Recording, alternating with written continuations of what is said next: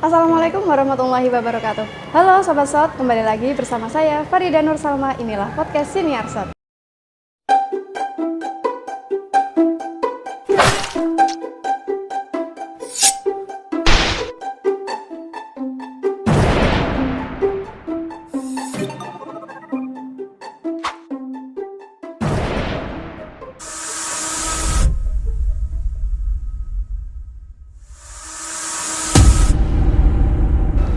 Nah, di episode kali ini kita sudah ditemani sama narasumber yang luar biasa. Kali ini kita bakal bahas lulusan kampus swasta bisa jadi apa sih?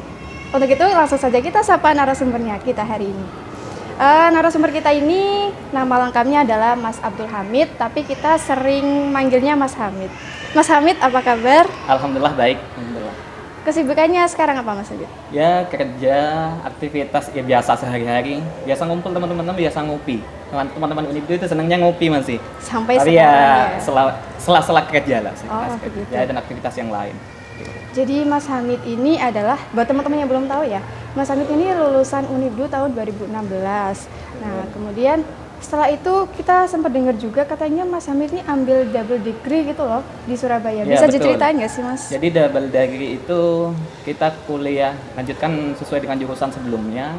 Jadi di Unibdu saya ngambil jurusan hukum keluarga 4 tahun, jadi nambah double degree-nya 1 tahun di Universitas Surabaya.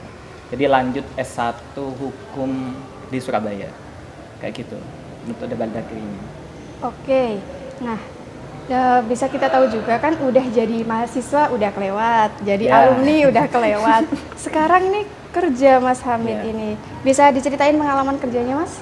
Pengalaman kerja sebenarnya kan kalau masalah kerjaan ya sebenarnya saya itu dari mulai mahasiswa itu sudah biasa bekerja. Jadi dulu itu masih awal-awal semester 5 itu sudah sama teman-teman saya juga merintis usaha bersama teman-teman yang lain. Ya dari dulu itu pernah jualan nasi, pernah jualan bakso, itu selama kuliah dan itu hanya insidental lah, sewaktu-waktu ada acara gitu, mengisi waktu luang. Dulu itu pernah ada kayak muktamar, ya udah teman-teman itu yang waktu itu ada inisiatif jualan, ya udah kita jualan di muktamar. Sehingga itu menjadi buah bekal setelah lulus. Setelah saya lulus itu tidak gagap dengan mau kerja apa gitu. Dulu di Unibdu benar, saya kuliah S1 hukum. Tapi pasca itu, walaupun ya Pak lanjut kuliah lagi, ataupun sampai ke pasca sarjana, saya tidak kebingungan dalam artian, saya harus kerja apa setelah lulus. Karena udah terbiasa, sejak kuliah itu sudah biasa berdampingan juga sela-sela waktu itu bekerja. Di sisi lain juga di kampus itu kita aktif di organisasi, dilatih berbagai hal itu bisa menjadi bekal kita setelah lulus. Saya dulu itu aktif di organisasi LPM itu ya, PS mahasiswa, sehingga pasca lulus pun itu masih nyambung. Ternyata saya mempunyai passion, saya punya kegemaran menulis, sehingga itu masih dilanjutkan setelah lulus. Setelah lulus pun ya pekerjaan saya tidak jauh dari itu gitu. Bekerja di media. Sampai saat ini saya masih senang ya berada di industri media itu. Ya walaupun sempat dulu itu mengabdikan diri di Unibdu pusat studi ASEAN Unibdu. Setelah itu pernah jadi kepala sekolah. Jadi agak lucu juga sih sebenarnya. Ini mahasiswa hukum. Iya, mahasiswa hukum tapi Ya, pernah jadi kepala sekolah. Iya. Selama 2 tahun. Habis itu ya bantu-bantu di yayasan keluarga. Setelah itu ya kita fokus lagi. Saya fokus lagi untuk yang ngembangin media dan merintis media sendiri sama teman-teman yang lain. Berarti Gitu sih. intinya kalau setelah lulus dari kuliah ini nggak bingung cari pekerjaan gitu Mas ya, soalnya sudah ada bekal. Alhamdulillah sih nggak merasa bingung, nggak merasa bingung. Nggak merasa bingung. Iya, alhamdulillah nggak merasa bingung. Kita juga pengen tahu selama kuliah di Unibdu, Mas Hamid ini lebih fokus ke kegiatan akademik atau aktivisnya nih? Sebenarnya untuk saat ini itu kan aktivis ataupun akademik itu tidak bisa dipisahkan gitu. Kalau dulu si angkatan 90-an, 80-an mungkin ada menskap itu antara aktivis dengan akademisi gitu. Bisa dipisahkan. Tapi sejak tahun 2000-an, 2010-an belakang itu dua hal ini itu tidak bisa dipisahkan. Jadi mahasiswa itu bisa menjadi aktivis sekaligus menjadi akademisi gitu. Jadi Kalau teman-teman itu bertanya, kamu mahasiswa aktivis atau akademis, sebenarnya itu yang perlu dipisahkan kembali, ditanyakan kembali, aktivis dan akademis itu apa hal yang hal yang berbeda. Padahal sebenarnya kan bisa dilakukan bersamaan kan kayak gitu. Jadi aktivis itu tidak 24 jam dan akademisi itu tidak 24 jam dalam artian menguras waktu kita. Contoh sederhananya kan kayak gini. Kita kuliah itu hanya beberapa jam dan sisanya itu bisa diluangkan untuk kita aktif di organisasi. Betul. Bahkan kalau di Unibdu itu kadang mahasiswanya tidak hanya di satu organisasi gitu. Merangkap Ada yang merangkap di organisasi-organisasi lain. Contohnya ya mungkin ada yang di BEM, ada yang di HIMA, ada yang nambah UKM, bahkan di organisasi eksternal gitu. Artinya kita itu sebenarnya tinggal bagaimana mengatur waktu kita. Karena kita sebenarnya kuliah itu tiap hari nggak 24 jam. Hanya mungkin ya kalau 4 SKS ataupun 6 SKS hanya meluangkan paling sampai 6 jam ataupun 4 jam gitu. Artinya banyak waktu yang di masa-masa kuliah ini perlu kita maksimalkan dan bisa dimaksimalkan. Tinggal bagaimana kita sendiri mengatur waktunya itu. Nah, ini sudah dijelaskan tadi ya, berarti Mas Hamdi termasuk kedua golongan tersebut. Masuk di aktivis juga iya, akademis juga iya, dan alhamdulillah bisa menyeimbangkan keduanya gitu. Ini ada satu lagi nih Mas, fenomena di sekitar kita sih. Teman-teman mahasiswa tuh banyak yang kurang totalitas atau kurang sepenuh hati dalam kuliah. Terus kalau sudah kuliah ikut organisasi, di organisasi ini nggak totalitas juga. Nah nanti, iya makanya itu. Nah nanti ini di karir masa depannya ngaruh nggak sih Mas kayak gitu? Sangat pengaruh, sangat pengaruh. Artinya itu kan kuliah itu lapangan ataupun tempat proses kita untuk melatih masa depan itu kayak gimana. Jadi tempat latihan, tempat proses pertamanya kita untuk meniti masa depan ya di bangku kuliahan, itu salah satunya. Selain ya kita melewati proses di bangku SD, SMP, SMA gitu. Ada proses yang selanjutnya itu disebut sebagai miniatur kampus itu di perkuliahan ini. Miniatur masyarakat ya di perkuliahan ini. Karena di selama perkuliahan itu kita tidak hanya dituntut bagaimana memahami materi-materi akademik gitu, tapi bagaimana kita berinteraksi dengan banyak orang, sehingga itu dijadikan sebuah bekal untuk nanti pasca lulus gitu. Contoh sederhananya kayak gini, kalau kita biasa aktif di kampus, biasa aktif di organisasi, biasa berinteraksi dengan banyak mahasiswa, aktif di berbagai organisasi, biasanya setelah lulus teman-teman itu balik ke masyarakat, berinteraksi dengan masyarakat, komunikasi dengan masyarakat, bahkan aktif di organisasi kemasyarakatan pun itu biasa. Jadi seperti halnya kita udah tinggal melanjutkan aja apa yang biasa kita dilakukan di kampus. Tapi kalau di kampus kita udah hanya nanggung, akademik nanggung, terus organisasi nanggung, jadi bekalnya untuk dibawa ke masyarakat itu apa? Atau bekalnya yang dibawa setelah lulus itu apa? Kan tinggal kayak gitu. Sederhananya kan emang kita itu kalau mau organisasi ya emang harus organisasi dengan benar sungguh-sungguh, mau kuliah juga harus bersungguh-sungguh gitu. Setidaknya kalaupun kita nggak bisa dapat nilai ataupun IPK sempurna 4, kan setidaknya angka minimum itu bisa menjadi batas minimum persyaratan kita harus lulus tepat waktu gitu. Jadi nggak ada alasan sih sebenarnya, nggak ada alasan yang bisa kita terima nanti itu harus bisa menunda kuliah dengan alasan organisasi, ataupun ya berorganisasi nanti ya kuliahnya rusak, itu nggak ada alasan-alasan seperti itu. Nanti tinggal bagaimana membagi waktu, dan bekal itulah yang nanti kita bawa ke masyarakat. Jadi kalau masalah bilang ke masyarakat itu apakah nanti itu ada pengaruhnya, apakah itu sangat menentukan. Kuliah itu salah satunya menentukan kaki kita. Cuma kalau guru, kalau udah di kuliah nggak aktif ataupun nanggung kuliahnya, jarang masuk, bagaimana kita bisa menjadi guru yang motivator, yang guru yang bisa menjadi motivasi kepada siswanya gitu. Kenapa? Kita mungkin nggak tahu bagaimana cara ngatur forumnya, cara ngatur kelasnya gitu, cara beradaptasi dengan siswanya itu kayak gimana, kita nggak tahu itu. Jadi itu dibutuhkan kita bangku kuliah gitu, benar-benar harus fokus gitu setelah di kuliah. Di organisasi juga kayak gitu, harus benar-benar emang ya ikut organisasi sungguh-sungguh gitu, nggak hanya numpang nama. Karena yang banyak kadang nggak gitu, yang penting ikut organisasi namanya aja di situ, atau kuliah yang penting ada namanya di situ, setelah lulus juga bingung mau ngapain. Udah S1 gitu.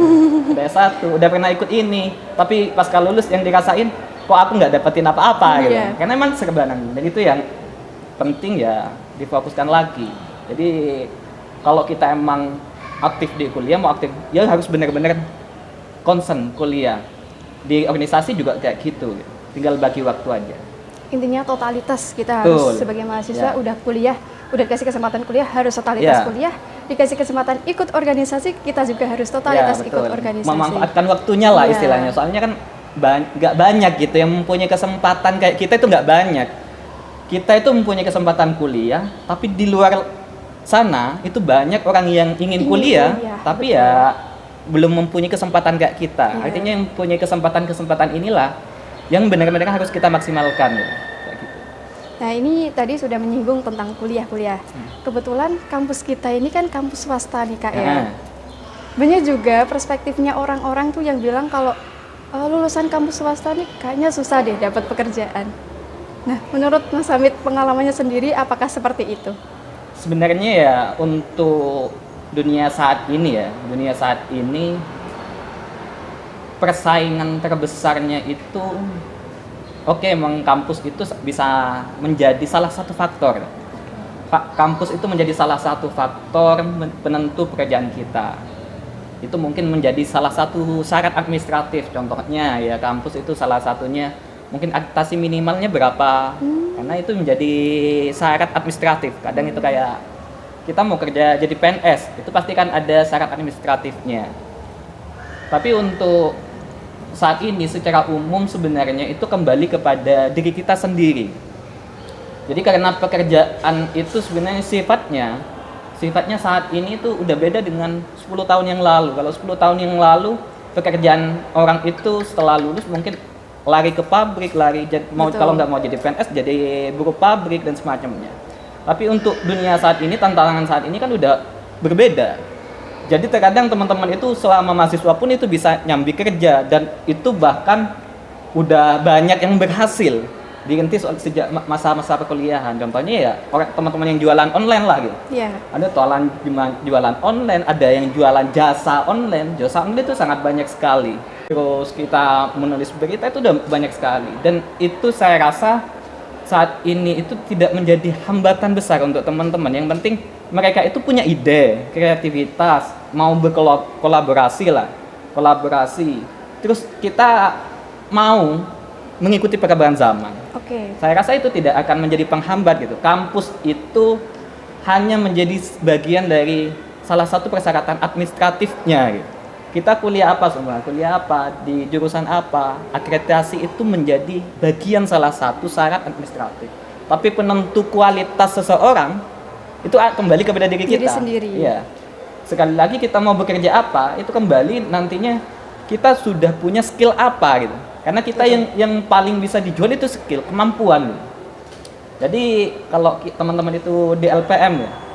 Jadi walaupun di LPM itu kan nggak semua nggak semua itu senang nulis ya. Ada yang fotografer, ada yang videografer, dan jurusannya juga macam-macam.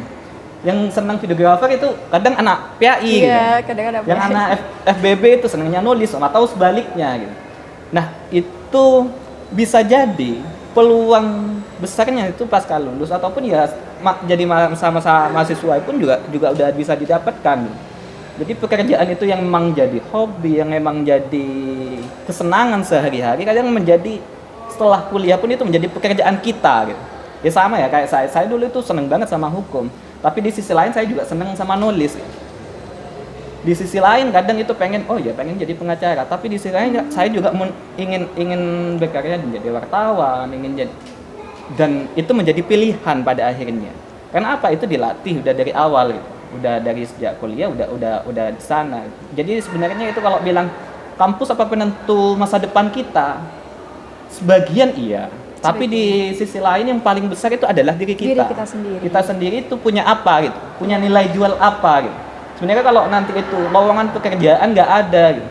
Tapi kalau kita mempunyai kemampuan yang bisa dijual di dunia digital kayak gini, siapa sih yang harus nunggu lulus? Karena Iya. banyak kan yang sekarang Nawarin itu pasti ya. iya, konten kreator, ataupun bahkan desainer, itu banyak yang nggak lulus SMA bahkan. Yang viral-viral sekarang itu yang dia itu bisa menghasilkan jutaan, ratusan juta kan, banyak yang nggak kuliah gitu. Justru itu dari soft Iya, skill berarti jadi Mas. emang Ya? skillnya itu emang harus mau sebelum kuliah ataupun pas kita kuliah, ya itu yang harus kita asah memang gitu.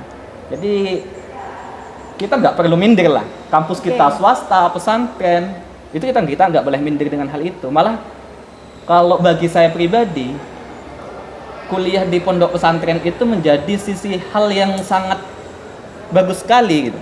Karena melatih kita itu nggak hanya dari sisi akademik saja, nggak hanya dari sisi organisasi saja. Kalau di Unibdu mungkin ada ini yang tulisan-tulisan di mana ada banyak, ada gium ya. Yang dari Abi As'ad itu ada bergerak berpikir ya. Iya. Berpikir Cepat. cepat, bertindak tepat, Berpikir berpikir kuat. kuat. Artinya ini udah dijadikan landasan untuk mahasiswa Unibdu sama Abi As'ad dulu, bahwasanya anak Unibdu itu diciptakan nggak hanya sebagai akademisi saja. Betul. Tapi bagaimana dia disiapkan, mahasiswa Unibdu disiapkan ya secara rohaninya, secara zikirnya ya juga kuat gitu. Bagaimana kita hubungannya dengan Tuhan itu juga ada, hubungan dengan manusianya itu juga ada, hubungan dengan alamnya juga ada. Kita emang sudah disiapkan itu. Berpikirnya itu lewat bagaimana secara akademiknya, bertindaknya itu bagaimana. Itu kita udah disiapkan. Jadi ya kita nggak usah khawatir dengan hal itu. Jadi mahasiswa Unibdu itu secara khusus mahasiswa-mahasiswa yang hidup dan lahir dari lingkungan pesantren itu nggak usah minder dengan kampus negeri, nggak usah minder. Oke, tadi sudah dijelaskan juga sama pemateri kita, dari narasumber kita. Kalau Mas Hamid ini dulunya adalah lulusan ilmu hukum, lulusan hukum. Kemudian keluarga ya? kerjanya malah ngambil di media. Nah Iya. itu kan kaitannya sama LPM nih Mas. Iya. Waktu itu pilihannya sulit apa enggak sih Mas?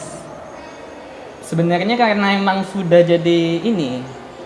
jadi semester 7 itu sudah kerja ya, kerja di media, udah magang di media waktu itu, jadi tinggal meneruskan aja sebenarnya.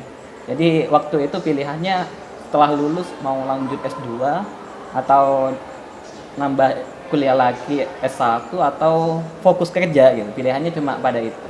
Tapi pada akhirnya kalau masalah kerjaan emang oh ya tinggal ini aja udah, tinggal lanjutin aja udah kerja di media, magangnya diterusin, terus kerja, fokus di situ. Ya simpel aja ngikutin alur lah gitu. Jadi kalau terlalu dipikir teman-teman itu kan kadang ya pusing-pusing sendiri. Ya udah, kadang kita itu harus juga menikmati prosesnya. Jadi kita harus punya tujuan yang jelas. Jadi kuliah itu kan harus punya tujuan yang jelas selama setahun mau ngapain. Lulus pun juga harus punya tujuan yang jelas. Setelah lulus aku harus ngapain, kita juga harus punya tujuan yang jelas. Tapi jangan lupakan ya prosesnya itu yang harus kita nikmati gitu. Karena ya sebenarnya yang enak itu di prosesnya gitu. Yang jadi cerita kan prosesnya. Iya, betul. Kita mendapatkan apa itu orang, oh ya dia seumpama dia dapatkan jabatan ini, dia mendapatkan kekayaan seperti ini, itu kan hanya dari hasil yang instan. Iya, instannya. Tapi yang bagus itu yang jadi cerita ke anak-anak kita mungkin, ataupun ke keluarga kita, ke teman-teman kita, sahabat-sahabat kita, itu kan prosesnya. Yang selalu diceritakan prosesnya. Aku kuliah di Unibdu itu dulu kayak gini gitu. Kerja kayak gini, ya itu prosesnya. Berarti kalau diambil dari LPM sendiri, manfaat yang Mas Hamid rasakan ini apa? Yang berhubungan sama kesibukannya sekarang? Sangat dirasakan sekali. LPM itu ya kebetulan di angkatan saya dulu ya. Iya. Ada namanya Muhammad Habibullah, terus kakak tingkat saya ada namanya Lutfi Riyadi, terus dibantu waktu itu juga ada presmanya Mas Anas. Kita sama-sama lah bentuk organisasi yang concernnya bidang literasi lah. Kenapa? Kita ngerasanya kampus itu juga harus punya tempat dan wadah literasi untuk mahasiswanya. Karena emang lingkungan akademik itu harus didukung dengan budaya literasi yang kuat gitu. Kita berpikirnya seperti itu waktu itu. Sehingga kita beranggapan, oh iya perlu organisasi ini. Akhirnya terbentuk waktu itu jurnalistik, UKM jurnalistik, sebelum akhirnya itu berganti nama menjadi Lembaga Pers Mahasiswa. Dan itu untuk kehidupan saya pribadi itu sangat nyambung sekali, karena emang saya bekerja sampai saat ini ya merintis media dan bekerja di ya media sendiri, itu sangat dirasakan sangat ini ya, sangat berhubungan sekali. Bagaimana saya dulu itu ya aktif di majalah ya, di Unibdu itu sempat buat majalah short waktu itu. Bagaimana saya harus nyari narasumber, bagaimana ya teman-teman dengan kesibukannya buat proposal untuk iklan, dan itu ya sangat dirasakan saat ini. Saya ini kerjanya juga ya nyari narasumber, terus nyari iklan itu kayak gimana, manajerialnya kayak gimana, itu secara tidak langsung ya proses pembelajarannya emang saya di LPM Unibdu gitu. Betul. Tinggal bagaimana kita itu ada adaptasinya itu yang mungkin ya sedikit berubah. Kalau dulu ya kita itu mainnya hanya di blog, di website lah, atau dengan majalah. Sekarang hanya bergeser ya di digitalnya, itu lebih ke media-media sosial, di websitenya jalan, medsosnya juga jalan. Tinggal kita beradaptasi dengan itu. Dan itu yang secara mendasar lah, pondasinya saya ada di LPM Unibdu gitu. Makanya saya salah satunya kenapa saya mau datang ke sini gitu. Karena pondasi dasar saya itu bekerja ya ada di sini gitu, ada di Unibdu, ada di LPM Unibdu gitu. Memang berarti sangat berkesan sekali selama ikut LPM ini. Terus kita juga sempat tahu kalau Mas Hamid ini pernah menjabat sebagai kepala sekolah. Ya. Keren banget gak sih? Dulunya LPM Unibdu, secara tidak langsung ini berkaitan sama media, sama jurnalistik. Kemudian kuliahnya jurusan hukum. Kok bisa jadi kepala sekolah? Sebenarnya ya kalau kepala sekolah itu ya kalau di filmnya Warkop itu maju kena mundur kena gitu. Jadi karena kebetulan di rumah itu ada yayasan gitu, ada yayasan yang masih milik keluarga lah. Waktu itu ada kekosongan jabatan untuk kepala sekolah, dan waktu itu saya juga masih di rumah gitu dan tidak terlalu sibuk dengan pekerjaan di media karena emang bisa dikerjakan melalui online juga gitu pekerjaan saya. Terus untuk kebutuhan manajerial sekolah itu, manajemen ngatur sekolahan itu dibutuhkan katanya untuk administrasinya salah satunya anak muda yang bisa bekerja cepat gitu. Nata administrasi, karena kalau orang tua itu udah umurnya 40 itu kadang kan udah mikirnya untuk hal-hal yang administratif udah nggak banget gitu paham ya. Jadi dibutuhkan ya anak-anak muda lah waktu itu. Jadi akhirnya sama yayasan dipilihlah ya saya salah satunya menjadi tim dan dijadikan kepala sekolah untuk ya menata sekolah waktu itu. Ya nggak lama lah, ada sekitar 2 tahunan lah gitu. Lumayan sudah ada pengalaman menjabat jadi kan emang kalau sekolahan itu ya menjadi kepala itu kan ya manajerial aja gitu, manajemen sekolahan itu kayak gimana gitu. Ya hanya sebatas itu sebenarnya 2 tahun, tapi jadi pelajaran sebenarnya, pelajaran berharga bagaimana oh iya biasanya saya itu berinteraksinya hanya dengan orang-orang media gitu, berinteraksinya hanya dengan ya orang-orang. Akhirnya itu kita dituntut untuk berinteraksi dengan guru, berinteraksi dengan ya dinas, dengan wali murid, dan bahkan dengan murid pun gitu. Mau tidak mau kita secara psikologisnya kan harus mengetahui kondisi guru itu kayak gimana, kondisi murid kayak gimana, kondisi wali murid pun kayak gimana, itu kan banyak lah gitu.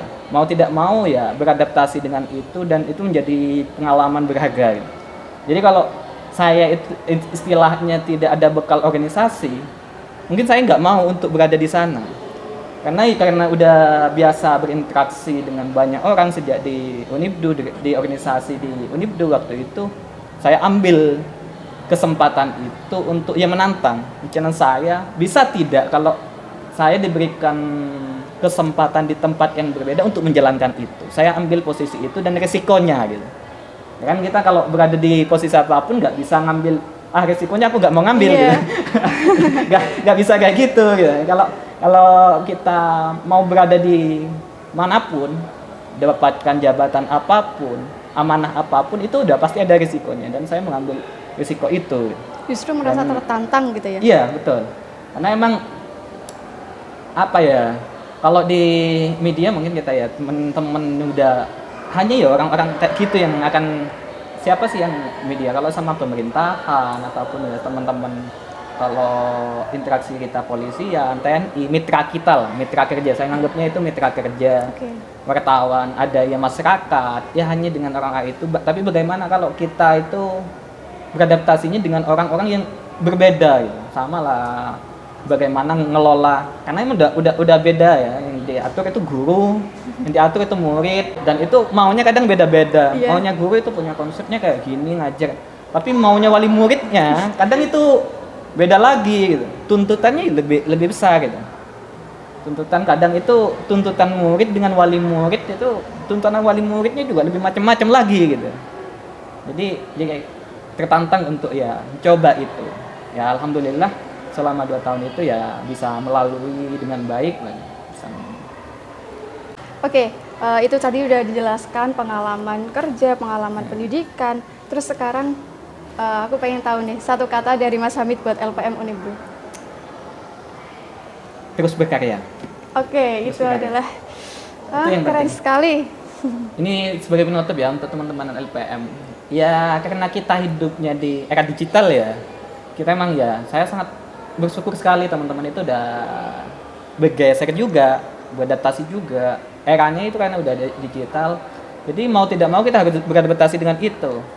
Jadi kadang itu lingkungan kita seringkali itu gagap sama teknologi, gagap sama media sosial yang sedang berkembang. Contoh sederhananya itu kadang itu ada yang beranggapan medsos itu banyak negatifnya gitu. Iya.